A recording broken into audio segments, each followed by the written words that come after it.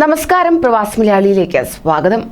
ഒരു ഭാഗത്ത് കൊറോണയെ തുടർന്ന് കടുത്ത വിലക്കുകൾ നിലനിൽക്കുമ്പോൾ മറുഭാഗത്ത് സൗദിയെ പിടിച്ചുകുലുക്കി ആക്രമണം. കഴിഞ്ഞ കുറച്ച് ദിവസങ്ങൾക്ക് മുമ്പ് സൗദിയിലെ ആശുപത്രിയെ നോക്കിയായിരുന്നു ആക്രമണം നടന്നത്. എന്നാൽ ഇത് തടുത്തതിനാൽ വലിയ ദുരന്തമാണ് ഒഴിവായത്. ഇപ്പോഴത്തെ സൗദി അറേബ്യയിലെ അബാ വിമാനത്താവളത്തിന് നേർക്കുണ്ടായ ഹൂതി ആക്രമണത്തിൽ യാത്രാ വിമാനത്തിന് തീപിടിക്കുകയുണ്ടായി.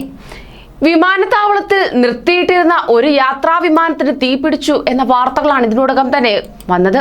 വളരെ വേഗം തീയണയ്ക്കാൻ കഴിഞ്ഞതുകൊണ്ട് തന്നെ വലിയ അപകടമാണ് ഒഴിവായത്.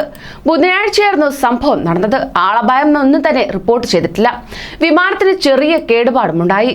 ആക്രമണത്തിന് പിന്നാലെ ഏറെ ഞെട്ടലിലാണ് സൗദി. വിമാനത്താവളത്തിനും പൊതുജനത്തിനും നേർക്കുണ്ടായ ആക്രമണം യുദ്ധക്കുറ്റമായി കണക്കാക്കണമെന്ന് സൗദി നേതൃത്വത്തിലുള്ള അറബ് സഖ്യം ആവശ്യപ്പെടുകയും ചെയ്തു. ഹൂതി ആക്രമണങ്ങളിൽ നിന്ന് ജനങ്ങൾക്ക് സുരക്ഷ ഒരുക്കാൻ ആവശ്യമായ നടപടികൾ കൈക്കൊണ്ടിട്ടുണ്ടെന്നും സഖ്യം വ്യക്തമാക്കുകയുണ്ടായി. അതോടൊപ്പം തന്നെ തെക്കൻ സൗദിയിൽ ഇറാൻ സഖ്യകക്ഷികളിൽ നിന്നുണ്ടായ 2 ഡ്രോൺ ആക്രമണങ്ങളെ സഖ്യകക്ഷികൾ പരാജയപ്പെടുത്തിയതായി സൗദി ദേശീയ TV റിപ്പോർട്ട് ചെയ്തു. സിവിലിയൻ കേന്ദ്രങ്ങൾ ലക്ഷ്യമിട്ടായിരുന്നു ഡ്രോൺ ആക്രമണങ്ങൾ നടന്നത്.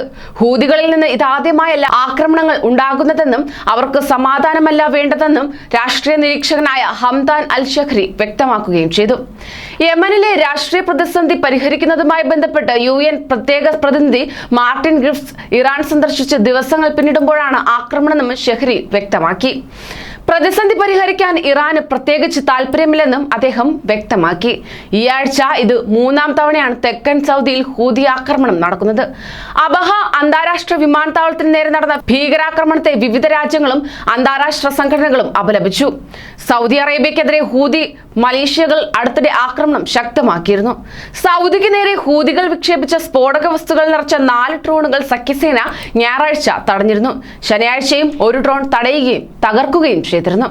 കൂടുതൽ വാർത്തകൾക്കായി ഈ ചാനൽ സബ്സ്ക്രൈബ് ചെയ്യൂ.